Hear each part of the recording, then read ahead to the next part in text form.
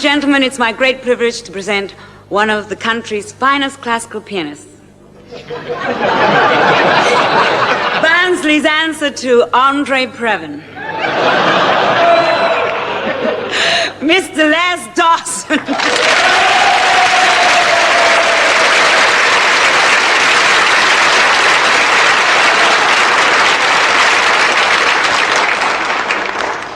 Thank you, Vera.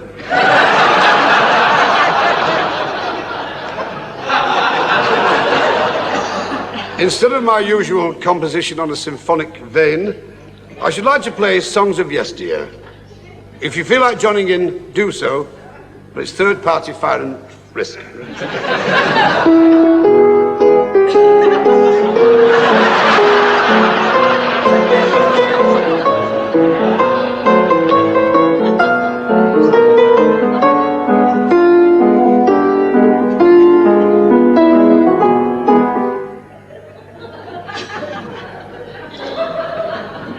I told you to stay in the truck.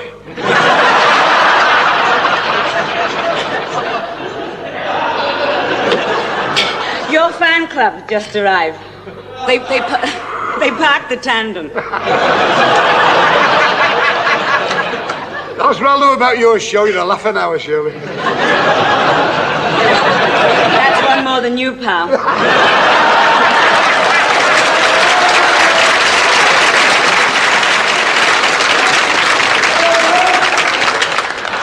You know, if you play your cards right, I could get your job on Crossroads. As a cleaner. I can be hurt, Shirley. After all, I'm just a man. Yes, you are. Just. No, but, I mean, you seem a bit down in the mouth. I mean, what's the trouble? No.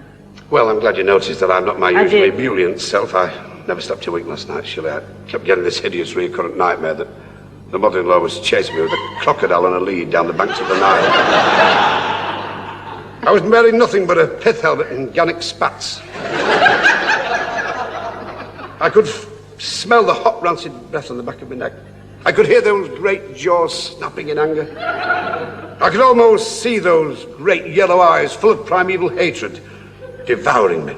Oh, how terrible. That's nothing. Wait till I tell you about the crocodile.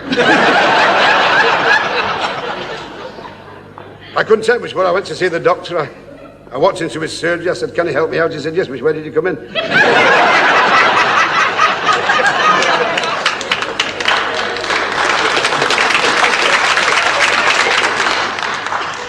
I said, "What's good for wind?" He gave me a kite.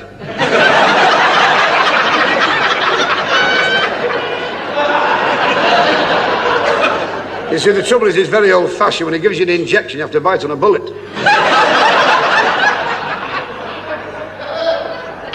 He's retiring shortly. He's run out of leeches. If you don't mind me saying so, Shirley, I'm so envious of you in so many ways. Your success has reached its absolute apex. Do you know that my career's going downhill faster than a rabbit that's just had a promise?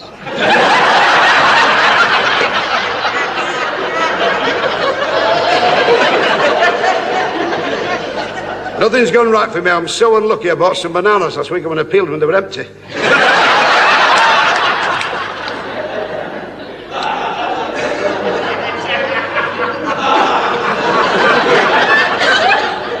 Do you know, I invested a lot of money last year in a company that made cotton floral bonnets, and now the government's cancelled Easter. I'm so far behind with the rent, the arrears are ticked off in the doomsday book. My furniture's been thrown on the street so often I've had the loose covers made to match the pavements. If that wasn't bad enough, after 15 years of complete bliss, the wife ran away with the fella next door. Oh, and I do miss him. Do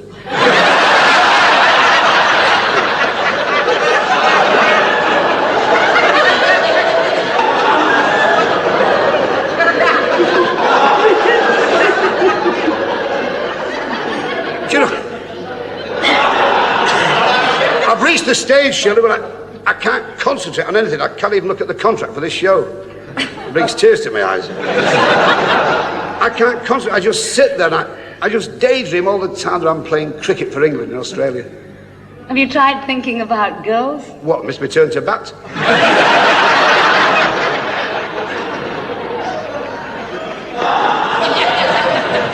It's funny how you try to regain your grassroots. You know, you came from Cardiff when you worked on the docks. And you also...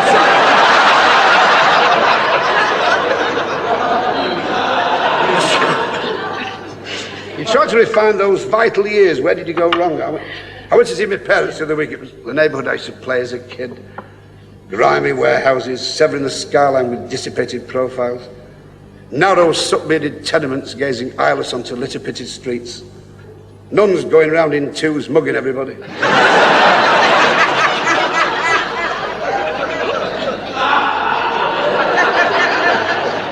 I thought to myself, by God, Weybridges, James.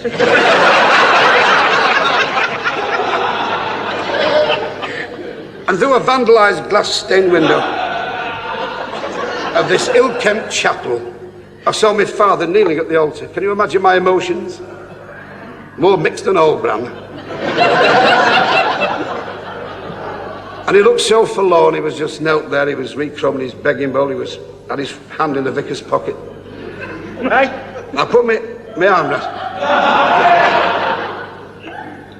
arm around his shoulder, his thinning shoulders. And he looked at me and he took a swig from his hip flask. And I said, hello, Daddy. And he looked at me, his eyes just filled with tears. Emotion was choking him. This one decent suit, the only one he ever had without arrows. And when he spoke, it was like an echo from the past. I remembered so well that soft northern voice. He said, hello, son!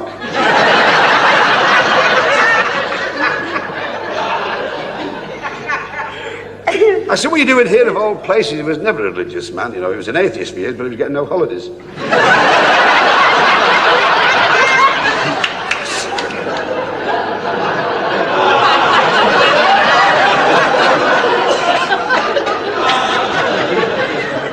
I said...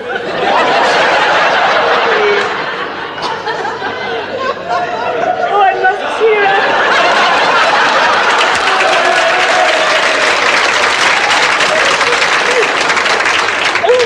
And I said to him, why are you knelt here? I said, where's Mummy? And he looked at me and said, and he pointed heavenwards with a soiled digit. He said, your mother's up there!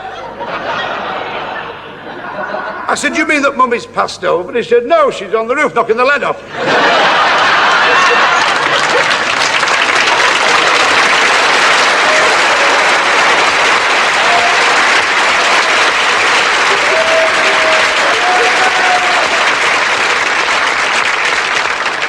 Tell me, Shirley, what number are you going to sing?